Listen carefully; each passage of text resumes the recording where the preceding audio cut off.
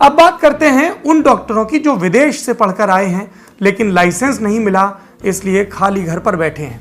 अपने देश से हर साल करीब 15 से 20 हजार स्टूडेंट मेडिकल की पढ़ाई के लिए चीन, नेपाल, रूस, यूक्रेन, किर्गिस्तान और कजाकिस्तान जैसे देशों में जाते हैं।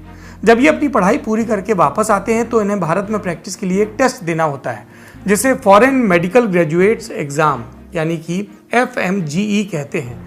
बिना इसे पास किए ये मेडिकल छात्र डिग्री होने के बावजूद भारत में प्रैक्टिस नहीं कर सकते।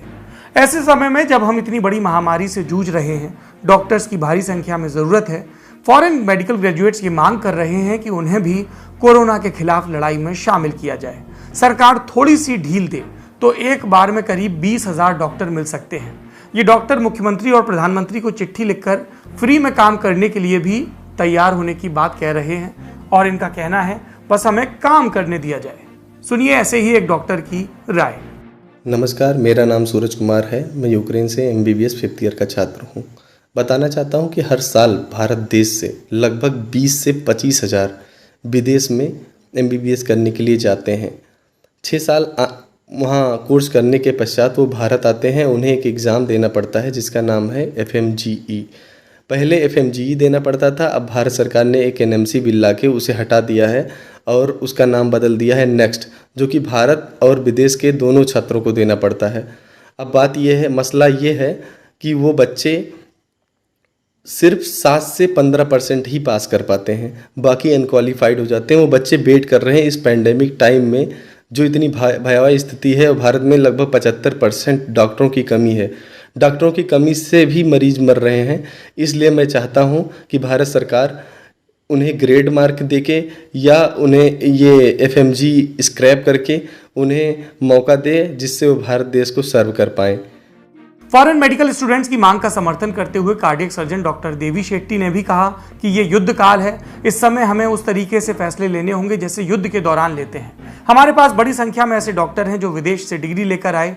वो विदेश में प्रैक्टिस कर सकते हैं, अपने देश में नहीं। इनमें से कम 20 हजार सबसे बेहतर ग्रेजुएट्स को चुनकर उनकी ड्यूटी कोविड-19 में लगाई जा सकती है और फिर 1 साल की सर्विस के आधार पर उनका रजिस्ट्रेशन किया जा सकता है। ऐसे कई सुझाव हो सकते हैं जिनसे मौजूदा संकट को कुछ स्तर तक कम किया जा सकता है। जब हम डॉक्टर और नर्सेस की कमी पर बात कर रहे हैं, ओवर टाइम के उनके जज्बे की तारीफ कर रहे हैं, तो एक और शिकायत है जिस पर ध्यान दिए जाने की जरूरत है। कई ऐसी शिकायतें आ रही हैं कि डॉक्टर्स मरीजों को ठीक से नहीं देख रहे। कहीं कहीं परिजनों का आरोप है कि डॉक्टर्स मृतकों के अंग निकाल रहे। ऐसे आरोपों की पुष्टि का हमारे पास कोई आधार नहीं, लेकिन अस्पताल प्रशासन को परिजनों की ऐसी आशंका दूर करनी चाहिए और डॉक्टर्स को भी अपने प्रोफेशन पर कोई दाग नहीं लगने देना चाहिए। तो आज हमने आपको अपने शो में बताया कि किस तरह से नीट की तैयारी कर रहे डॉक्टर्स को जल्दी से ऑनलाइन एग्जाम करवा के और जो विदेश से पढ़कर आए हैं डॉक्टर्स, उनको सिस्टम में कोऑप्ट करके कोविड के खिलाफ हमारी लड़ाई को मजबूत किया जा सकता है। हम आगे भी डॉक्टरों के और नर्सेस के मोर्चे पर जो इश्यूज हैं उनके बारे में आपको लगातार बताते रहेंगे। आज के लल्लन टॉप शो में इतना ही। अपना और अपनों का ख्याल रखिए। शुभ रात्रि।